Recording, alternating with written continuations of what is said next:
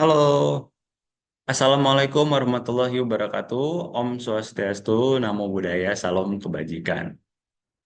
Salam sehat, salam sejahtera, salam bahagia untuk kita semua, salam transportasi. Balik lagi bersama kami dari Insan Transportasi. Di sini kami akan berusaha untuk memaparkan terkait materi yang telah kami dapatkan dari mata kuliah Teknik Rekayasa Kereta Api. Pada pertemuan pertama, kami akan mereview balik atau mengkilas balik terkait sejarah perkeretaapian. Untuk yang pertama, yaitu kita akan membahas tentang kapan kereta ditemukan, serta di mana kereta api itu ditemukan. Oke, tentunya kalian telah bertanya-tanya eh, bagaimana proses pertama kali kereta itu ditemukan. Jadi, kereta api pertama kali itu ditemukan ketika adanya revolusi industri pada tahun 1765, di mana pada tahun tersebut ditemukannya mesin uap oleh James Watt, yaitu penemunya pada tahun 1765, yang dimanfaatkan sebagai tenaga penggerak kendaraan yang bergerak di darat, di atas rel, dan sebagai kapal laut. Kemudian penemu kereta api itu ditemukan oleh Murdoch yang berasal dari Inggris pada tahun 1804. Dan Rudolf Christian Karl Diesel adalah sarjana mesin dari Jerman dan merupakan penemu dari mesin diesel pada tahun 1880. Ini untuk kita perlu ketahui bersama. Jadi penemu kereta api sendiri itu ada dua. Dari materi yang disampaikan itu ada Murdoch dan Rudolf Christian Karl Diesel. Kemudian ada Richard Trevithick, yaitu pembuat mesin lokomotif yang dirangkaikan oleh kereta. Ada pembuat mesin lokomotif. Lalu kereta api listrik ditemukan oleh Frank J. Sparks yang berasal dari Amerika Serikat pada tahun 1888. Dan sejak 1895 diperkenalkan untuk transportasi massal ya. Jadi kereta api bisa disebut angkutan massal atau transportasi massal dikarenakan dipergunakan sebagai kendaraan yang yang memuat banyak penumpang.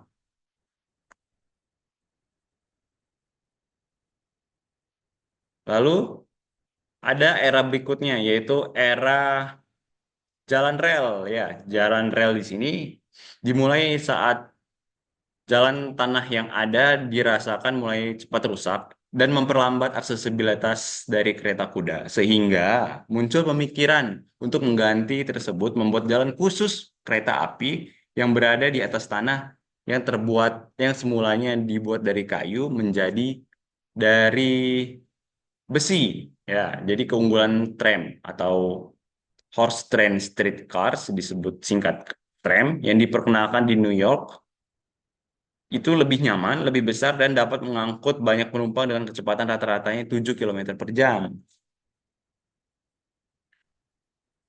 Selanjutnya, era cable cars atau kereta kabel, yakni dengan adanya kabel di tengah rel yang ditarik dengan mesin uap yang mulai diperkenalkan di Francisco, Amerika Serikat pada tahun 1873.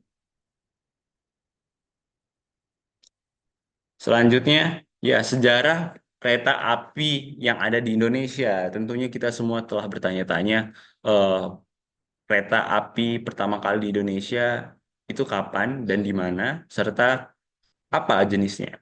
Baik, di sini akan dijelaskan terkait jalur pertama kereta api yang ada di Indonesia, yaitu mulai dibangun pada tahun 1864, tepatnya 7 tahun pada tanggal 17 Juni, yang jalur untuk rute kereta Semarang sampai Forst ten Linden atau Solo menuju Jogja. Ini mulai dibangun di Desa Kamijen, Semarang menuju stasiun Tanggung oleh Gubernur Jenderal Hindia Belanda Mr. L.A.J. Baron Slot van de Beer.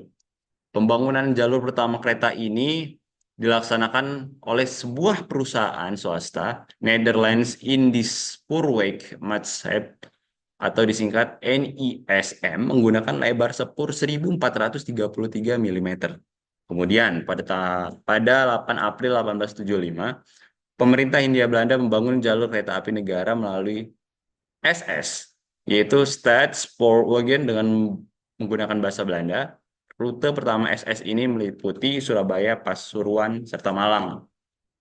Jadi kita simpulkan perjalanan rute kereta api pada pertama kalinya yaitu meliputi dari Solo sampai Jogja, lalu pada 8 April 1875 itu rutenya meliputi Surabaya, Pasuruan, serta Malang. Ya, itu sebagai ensiklopedia kita bersama bahwa kereta api di Indonesia pertama kali itu beroperasi pada tanggal 17 Juni 1864. Selanjutnya akan kami bahas tentang kereta api tercepat di dunia. Ya, kereta api tercepat di dunia pertama kali pada tanggal 1 November 1929, kereta api rute Batavia Surabaya yang dioperasikan SS dinyatakan sebagai kereta tercepat di dunia ya dengan waktu tempuh 13,5 jam. Kereta tersebut ditarik dengan satu lokomotif C53 buatan pabrik Werkspoor Amsterdam dan merupakan paling cepat pada masanya. Jadi lokomotif ini dipacu hingga 90 km per jam di daerah-daerah yang datar. Ya, ini bentuk dari lokomotif yang dikatakan atau disebut sebagai kereta api tercepat pada masanya. Ini bentuknya. Di sini dapat kita lihat ada angka C5317, yaitu kode dari lokomotif tersebut.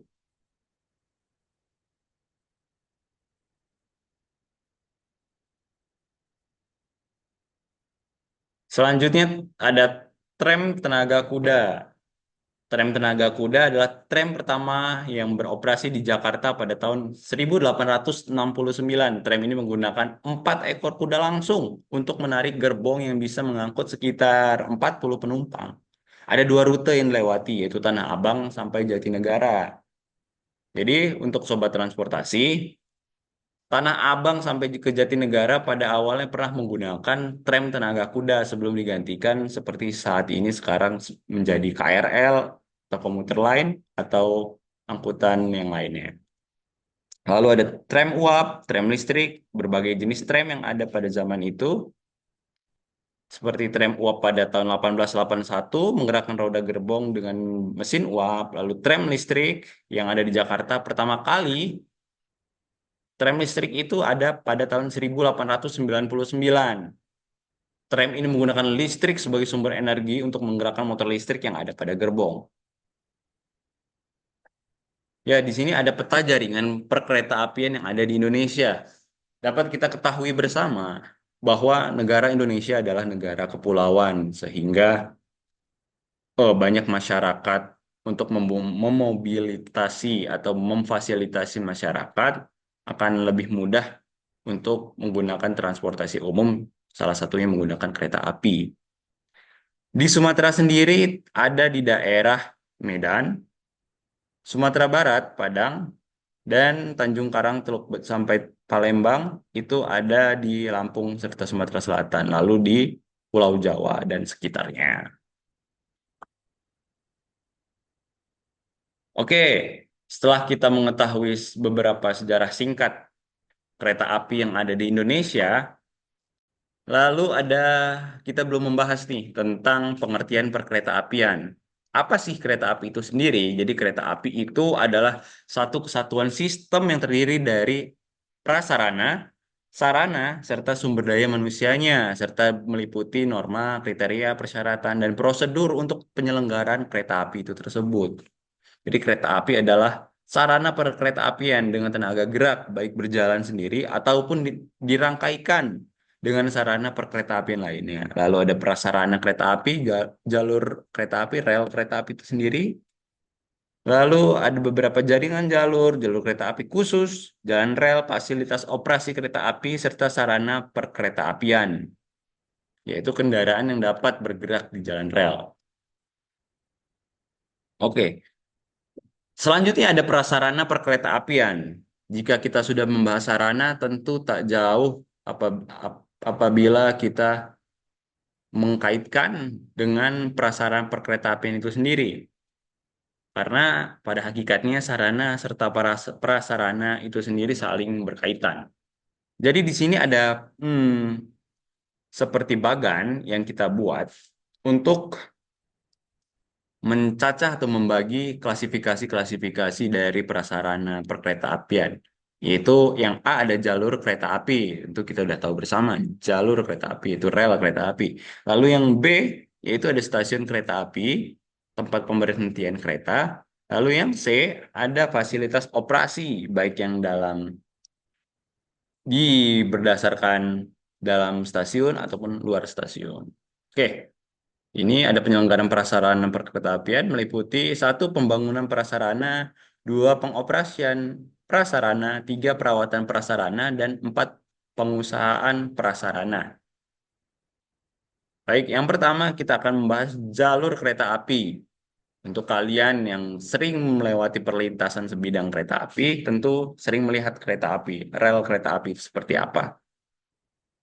Seperti layaknya di perkerasan jalan yang ada pada lintasan kendaraan yang ada di darat, seperti mobil dan motor, rel kereta api juga atau jalur kereta api meliputi rumaja, rumija, dan ruasja, di mana ruang manfaat jalan atau rumaja terdiri atas jalan rel itu sendiri, bidang tanah, kiri dan kanan, ruang kiri kanan atas bawah, lalu bangunan pelengkap lainnya. Dan ruang milik jalur itu atau rumija terdiri atas bidang tanah di kiri kanan manfaat jalur kereta api yang digunakan untuk pengamanan. Ya, jadi fungsinya untuk pengamanan konstruksi dari jalan rel kereta api itu sendiri. Lalu yang ketiga ada ruang pengawasan jalur atau ruasja yang terdiri dari bidang tanah di kiri dan kanan ruang milik jalur kereta api digunakan untuk pengamanan dan kelancaran operasi kereta. Ya, ini jalan rel atau trek kereta api. Nah, ini ada struktur dari unsur-unsur trek kereta api, di mana di situ ada relnya sendiri, ada center line garis tengahnya. Jadi harus pada posisi tengah agar kereta api itu sendiri seimbang dengan memperhatikan ada bagian-bagian seperti sliper, balas atau batuan kerikil, dan subbalas, serta memperhatikan drainase pembuangan air itu sendiri apabila terjadi genangan yang diakibatkan oleh hujan. Lalu ada jembatan dan terowongan. Nah, ini gambar dari jembatan dan terowongan kereta api. Selanjutnya itu kita akan membahas stasiun. Ya, fungsi stasiun di sini yang pertama untuk keperluan naik turun penumpang, itu udah jelas. Yang kedua untuk keperluan operasional KA dan tempat usaha penunjang. Jadi selain untuk memfasilitasi penumpang naik turun kereta api, juga memudahkan atau memfasilitasi UMKM sekitar untuk dapat membuka usaha. Nah, stasiun kereta api. Stasiun kereta api berfungsi sebagai tempat kereta api berangkat, naik turun, bongkar muat, dan keperluan operasi. Stasiun ini juga menurut jenisnya terdiri dari stasiun penumpang, stasiun barang, serta stasiun operasi. Dapat kita saksikan bersama bentuk-bentuknya ada pada slide ini. Stasiun penumpang, stasiun barang, serta stasiun operasi. Lalu ada penguasaan atau tugas di stasiun. Jadi ada beberapa kriteria bagian-bagian penguasaan atau tugas di stasiun, yaitu yang pertama ada pimpinan stasiun yang bertanggung jawab terhadap pelaksanaan, kepegawaian, keamanan, bangunan, serta peralatan operasional kereta api. Yang kedua ada pergerakan kereta api itu sendiri. Yang ketiga ada lalu lintas kereta api, angkutan penumpang, angkutan barang, pos, dan hantaran. Serta keuangan, tentunya manajemen yang baik dapat mengatur keuangannya pula, seperti pembukuan pendapatan, pembukuan pengeluaran, pembukuan pengiriman barang, uang, dan barang berharga. Pegawai stasiun sekurang-kurangnya terdiri dari kepala stasiun, PPKA, pengawas peron, juru langsir, dan kelima juru rumah sinyal. Lalu ada fasilitas penunjang operasi kereta api, yaitu instalasi listrik, peralatan persinyalan, serta peralatan telekomunikasi. Ini fasilitas kereta api, operasi kereta api, peralatan persinyalan, ada sinyal, tanda, serta marka. Ini sinyalnya. Lalu yang kedua ada peralatan telekomunikasi, yaitu pesawat telepon, perekam suara, dan instalasi listrik, yaitu catu daya listrik dan peralatan transmisi tenaga listrik. Ini bentuk-bentuk dari sinyal elektrik. Lalu ada tanda atau marka. Ya, selanjutnya kita akan membahas tentang sarana itu sendiri. Sarana itu terdiri dari kereta atau gerbong yang ditarik oleh lokomotif, yang kemudian ada multiple unitnya, yaitu electric multiple unit atau MU dan diesel multiple unit atau DMU. Lalu push pull lokomotif dan lain-lain.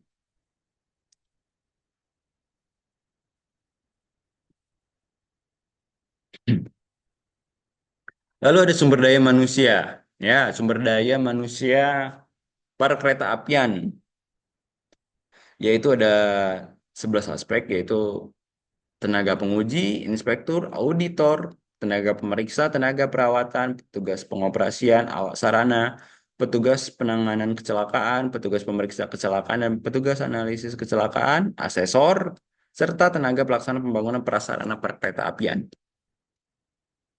Lalu ada GAPK, ya GAPK, kalian tentunya pernah atau pernah membaca tentang GAPK.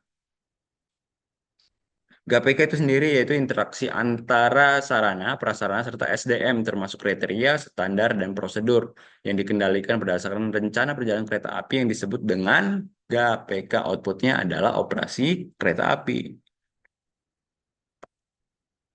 Lalu pengendalian ini bertanggung jawab atas beberapa hal, seperti kecepatan, frekuensi, headway, jarak antar kereta api, pemberhentian, penyusulan, penanganan masalah operasional yang timbul serta kondisi kedaruratan serta problem operasional lainnya. Selanjutnya kita akan membahas terkait teknik rekayasa perkeretaapian. Ya, jadi pada matkul kali ini kita akan mengetahui apa sih itu teknik rekayasa perkeretaapian. Teknik rekayasa perkeretaapian itu adalah ilmu teknik bidang perkeretaapian yang berkaitan dengan prasarana kereta api, sarana kereta api, serta perangkat persinyalan kereta api dan komunikasi yang digunakan. Jadi kita pada tujuan kali ini yaitu untuk mempelajari khususnya perkeretaapian serta mengetahui bagian-bagian dari kereta api. Sekian untuk pertemuan pertama kali ini. Pertemuan keduanya akan dilanjutkan oleh rekan saya. Assalamualaikum warahmatullahi wabarakatuh. Selamat pagi. Izin memperkenalkan diri. Nama Taruna Nindya Wildananda Saputra. Saya dari kelompok satu dan akan melanjutkan penjelasan setelah dari materi pertama. Saya akan menjelaskan materi kedua, di mana materi kedua menjelaskan tentang pembebanan pada struktur jalan rel. Baiklah. Bisa kita mulai dari peranan rel dalam sistem KA. Yang pertama, peranannya yaitu menerima beban dari roda. Maksudnya adalah beban yang dihasilkan didistribusikan. Beban ini ke bantalan atau tumpuan. Jadi, tidak langsung terkena oleh beban yang diterima. Yang kedua ada mengarahkan roda. Gimana maksudnya mengarahkan roda ke arah lateral, gaya-gaya horizontal, melintang yang bekerja pada kepala rel, disalurkan ke dan didistribusikan pada bantalan dan tumpuan. Sehingga pada kereta api berjalan bisa berbelok dan tidak garis lurus. Dan yang ketiga, menjadi permukaan yang halus. Maksudnya adalah permukaan yang halus untuk dilewati dan dengan adesinya rel mendistribusikan gaya-gaya percepatan dan pengereman sehingga tidak terjadi gesekan atau adanya arus pada rel. Selanjutnya, nah, pembebanan gaya pada rel. Maksudnya pembebanan dan pergerakan ini kereta api di atas terstruktur oleh jalan rel menimbulkan berbagai gaya pada rel. Ada berbagai macam gaya yang terdapat di rel. Seperti gaya-gaya relnya adalah yang pertama ada vertikal, yang kedua ada transversal atau lateral, dan yang terakhir ada gaya longitudinal. Baiklah, mari kita bahas gaya vertikal. Gaya yang paling dominan atau defleksi vertikal dalam struktur jalan rel. Secara global, besarnya gaya vertikal dipengaruhi oleh ada pertama ada gaya lokomotif, yang kedua ada gaya kereta, yang ketiga ada gaya gerbong, dan yang keempat ada faktor dinamis. Nanti kita bahas masing-masing. Nah, pertama ada gaya lokomotif. Gaya lokomotif BB berarti beban ditumpu oleh dua bogi. Masing-masing bogi terdiri dari dua gandar. Jadi, setiap bogi terdapat dua gandar. Dan jika dua bogi, berarti memiliki empat gandar. Jika berat lokomotif sama dengan 56 ton, maka gaya pada bogi seberat 28 ton. Atau bisa kita lihat 56 dibagi 2. Sedangkan gaya gandar 28 ton dibagi 2 karena setiap bogi memiliki dua gandar. Sehingga satu gandar memiliki 14 ton. Dan ada gaya roda statis. Sehingga dibagi dua lagi dari beban bogi. Jadi 7 ton. Nah, yang kedua adalah gaya lokomotif CC. Maksudnya beban ditumpu oleh dua bogi yang masing-masing bogi terdiri dari tiga gandar. Dan satu gandar terdiri dari dua roda. Misalnya, jika berat lokomotif 84 ton. Nah, semua akan langsung dibagi dua. Sama seperti gaya lokomotif BW. Selanjutnya.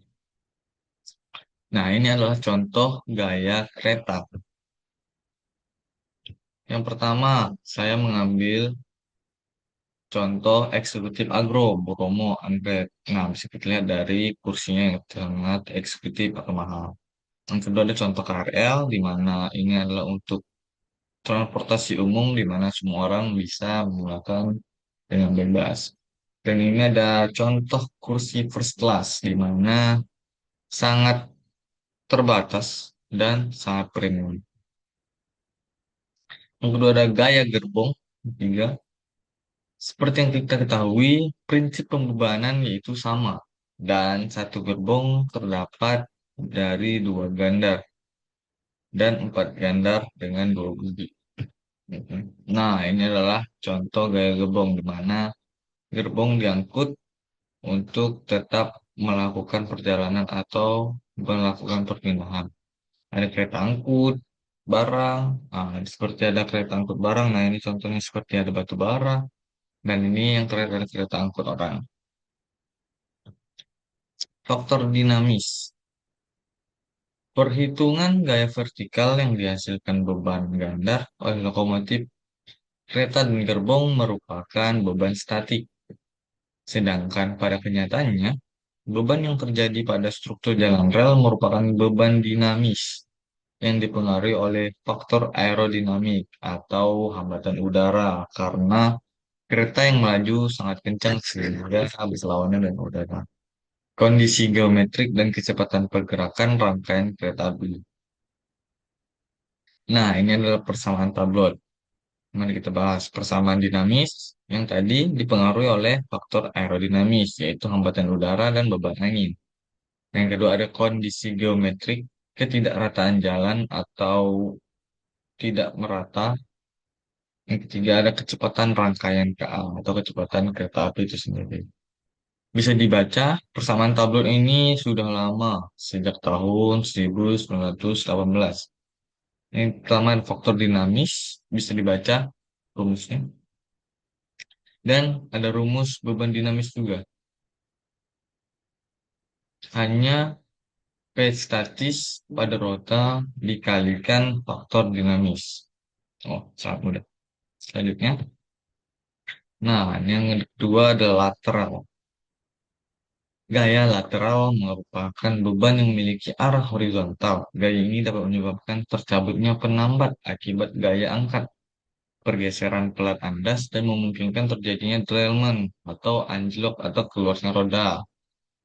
Seperti yang kita ketahui, semua kecelakaan yang ada di Indonesia, kebanyakan yang terjadi adalah derailment atau anjlok. Penyebab terjadinya gaya sentrifugal dan sentripetal, snake motion, ketidakrataan geometri jalan. Nah, apa itu gaya sentrifugal dan gaya sentripetal? Gaya fiktif memiliki efek semu karena itu disebut gaya pseudo atau gaya hayalan. Yang kedua ada gaya arah gayanya menjauhi pusat linkasan melingkar. Ketiga ada besar geraknya harus sama dengan gaya sentripetal. Tidak dapat menyebabkan benda atau objek terpental dari lintasan. Snake motion adalah gerakan kereta yang pada saat melaju atau saat bergerak melakukan gerakan seperti ular dikarenakan adanya konisitas pada roda. Jadi pasangan roda yang bergerak atau berjalan di rel yang lurus tidaklah bergerak lurus, melainkan bergeser kiri dan kanan. Itu adalah disebut snake motion. Nah, inilah contohnya gelombang sinus. Seperti dilihat dari gambar, gerakan sinus mencegah terjadinya keausan satu sisi rel saja. Sehingga snake motion ini sangat diperlukan karena kita mengurangi adanya biaya perbaikan karena kausan. Nah, ini adalah contoh gelombang sinus tergantung pada tiga faktor. Pertama, lingkaran diameter jalan, jarak antara kedua lingkaran jalan, dan konisitas dari udara. Contoh gaya gerbong, ini adalah anjlokan yang sering terjadi di wilayah kita. Dan ini salah satu contohnya itu tumpukan juga yang sering terjadi kecelakaan di wilayah Indonesia. Nah, yang terakhir ada gaya longitudinal. Gaya ini dapat diakibatkan oleh perubahan pada rel atau perubahan panas atau suhu.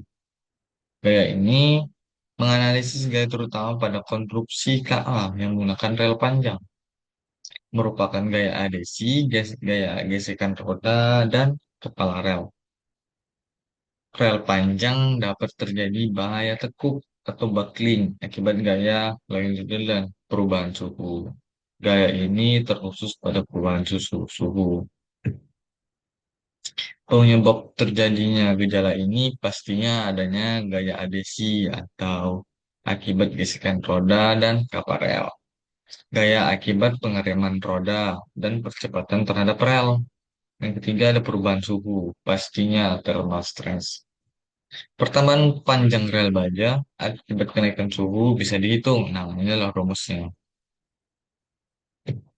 Nah, ini ada teori yang bisa mengatakan BF atau teori Beam on Elastic Foundation. Setiap rel akan berperilaku sebagai balok keras.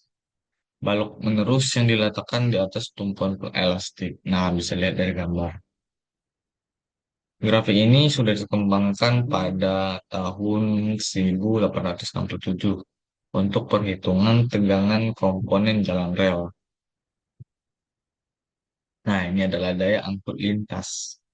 Daya angkut ini adalah jumlah angkutan anggapan yang melewati suatu jangka waktu 1 tahun, mencerminkan jenis serta jumlah total dan kecepatan kereta api. Ini adalah bentuk data.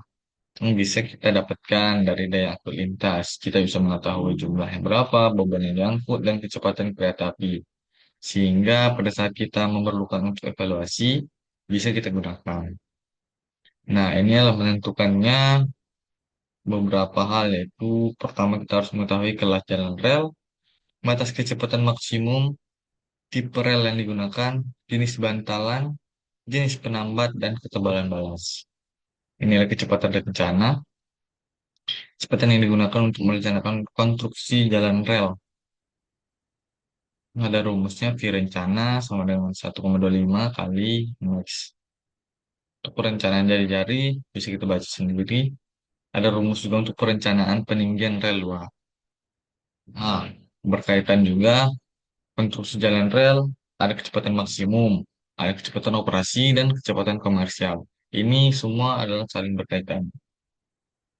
Oke. Ini adalah penjelasan dari pertemuan kedua. Akan dilanjutkan oleh rekan saya pertemuan ketiga. Saya ucapkan terima kasih sepertinya. Assalamualaikum warahmatullahi wabarakatuh. Mohon izin Pak, izin memperkenalkan diri. Nama Terminal India Hasni Asril, notar 221154, kelas TD 314. Di sini, baik Pak, di sini saya akan menjelaskan tentang materi ketiga, tentang konstruksi jalan rel dan wesel.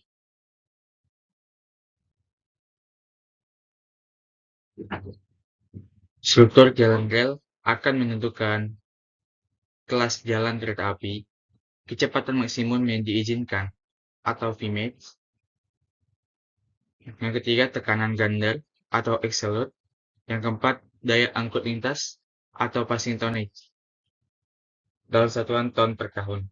Faktor penentunya adalah tipe rel yang digunakan, jenis bantalan dan jarak antar bantalan atau jarak antar sumbu bantalan, jenis penambatan fastening, ketebalan balas, dan lebar bahu balas. Kriteria struktur rel.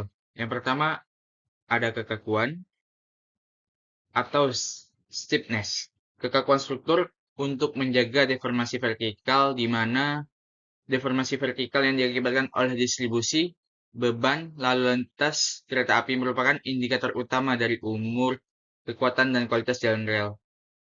Deformasi vertikal yang berlebihan dapat menyebabkan geometrik jalan rel tidak baik dan keausan yang besar di antara komponen-komponen struktur jalan rel. Yang kedua, elastisitas atau resilience. Elastisitas diperlukan untuk kenyamanan perjalanan kereta api, menjaga patahnya as roda, meredam kejut, impact, getaran vertikal. Jika struktural jalan rel terlalu kaku, misalnya dengan pemakaian bantalan beton, maka untuk menjamin keelastikan struktur dapat menggunakan pelat karet atau rubber pads di bawah kaki rel. Untuk yang ketiga, ketahanan terhadap deformasi tetap. Deformasi vertikal yang berlebihan akan cenderung menjadi deformasi tetap sehingga geometrik jalan rel atau ketidakrataan vertikal, horizontal, dan puntir menjadi tidak baik, yang pada akhirnya kenyamanan dan keamanan terganggu. Yang keempat, stabilitas. Jalan rel yang stabil dapat mempertahankan struktur jalan pada posisi yang tetap atau semula, vertikal dan horizontal, setelah pembebanan terjadi. Untuk ini diperlukan balas dengan mutu dan kepadatan yang baik, bantalan dengan penambat yang selalu terikat, dan drainase yang baik. Yang kelima, adjustability. Adjustability atau kemudahan untuk pengaturan dan pemeliharaan. Jalan rel harus memiliki sifat dan kemudahan dalam pengaturan dan pemeliharaan sehingga dapat dikembalikan ke posisi geometrik dan struktur jalan rel yang benar jika terjadi perubahan geometrik akibat beban yang berjalan. Selanjutnya komponen rel. Suatu komponen rel terdiri dari 4 bagian, yaitu permukaan rel untuk pergerakan KA, yang kedua running surface atau rail tread,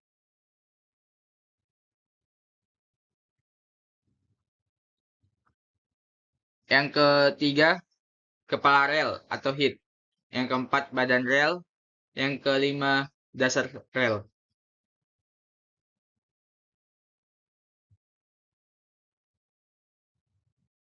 Baik, di tabel ini kita bisa lihat jenis-jenis rel yang digunakan oleh PT KA Indonesia.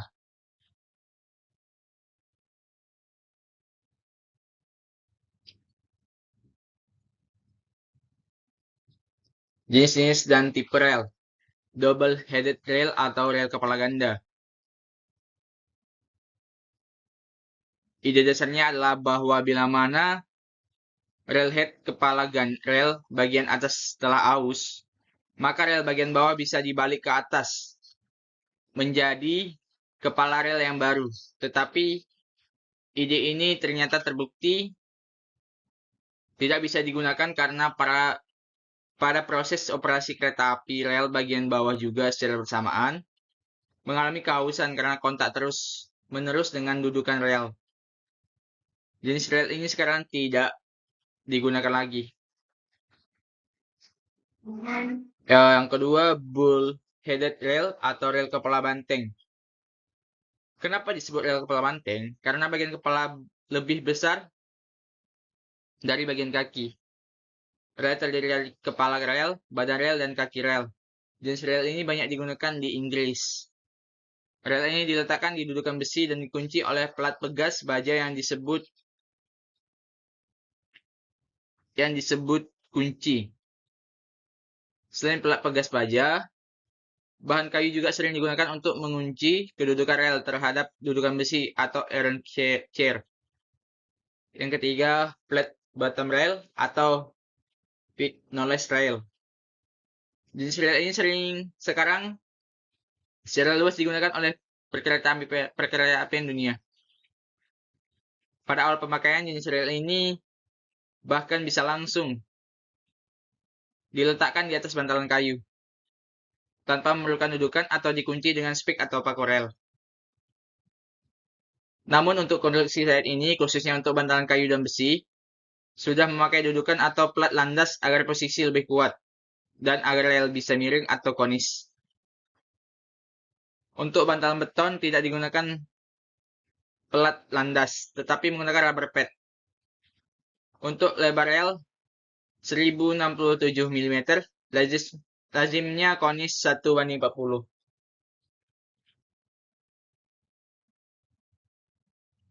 Tipe rel lainnya terdapat 3 macam bentuk: rel kepala 2, rel alur, dan rel vignola. Jenis bantalan.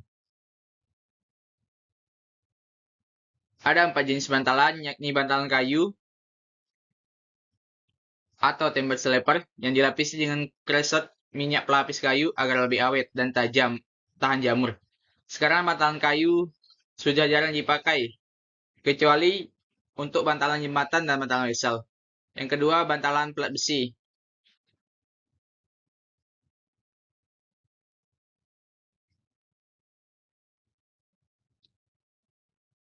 Atau steel sleeper merupakan bantalan generasi kedua, lebih awet dari kayu. Bantalan besi tidak dipasang pada jalur yang terelektrifikasi maupun pada jalur yang menggunakan persinyalan elektrik.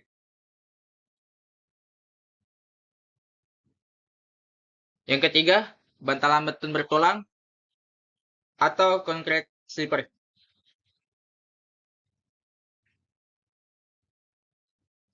Merupakan bantalan modern saat ini dan paling banyak digunakan karena lebih kuat, awet, dan mampu menahan lebih besar daripada dua bantalan lainnya. Yang terakhir, bantalan FFU, B-fiber Radar Form Polyurethane. Jenis bantalan yang baru pertama kali diperkenalkan di Indonesia merupakan material komposit yang terbuat dari busa polyurethane tipe keras dan filamen kaca. Beratnya seperti kayu, namun kemampuan kerjanya seperti bantalan beton. Digunakan di MRT di Jakarta, khususnya untuk bantalan wesel. Jenis-jenis penambat. Penambat terdiri dari dua. ada penambat kaku dan penambat elasis. Penambat kaku biasanya digunakan pada bantalan besi dan kayu. Sistem perkuatannya terdapat pada klem plat yang kaku. Penambat kaku terdiri dari paku atau dock spike, tirpon, plat landas, mur dan baut. Plat kaku biasanya digunakan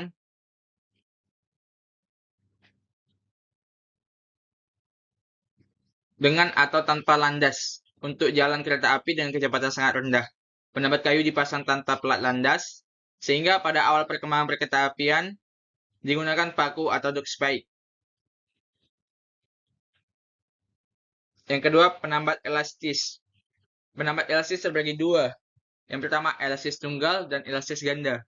Elastis tunggal terdiri dari landas plat atau batang jepit elastik, tirpon, mur, dan baut, di mana kekuatan jepitannya terletak pada batang jepit elastik.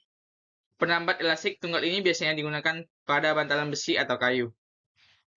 Yang penambat elastik ganda yang terdiri dari plat landas, batang atau plat jepit, alas, rel atau rel, pad rubber, pad. Kekuatannya jepitnya terletak pada batang atau plat elasis dan biasanya digunakan pada bantalan beton. Penggunaan pada bantalan beton tidak menggunakan plat landasan melainkan alas karet atau rubber pad yang tebalnya disesuaikan dengan kecepatan kereta api.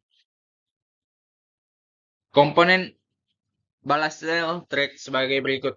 Yang pertama ada rel penambat di atas bantalan beton, yang kedua beton cor, yang ketiga CRCP Continuous Reinforced Concrete Pavement, yang keempat styrofoam concrete. Biasanya wesel merupakan pertemuan antara beberapa jalur kereta api, dapat berupa jalur yang bercabang atau persilangan antara dua jalur. Fungsi wesel adalah untuk mengalihkan arah perjalanan kereta api dari jalur ke jalur lain.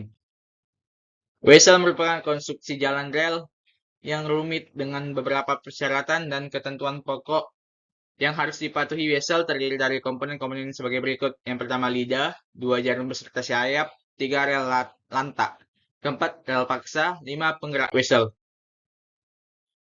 Jenis-jenis wesel.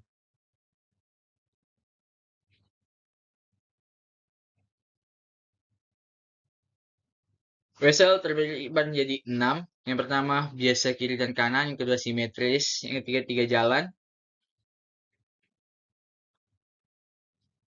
yang keempat Inggris, yang kelima crossover kiri atau kanan, yang keenam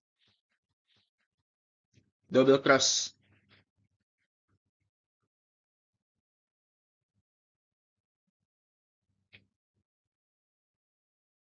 Baik, mungkin segini hasil presentasi saya. Lebih dan kurang saya mohon maaf.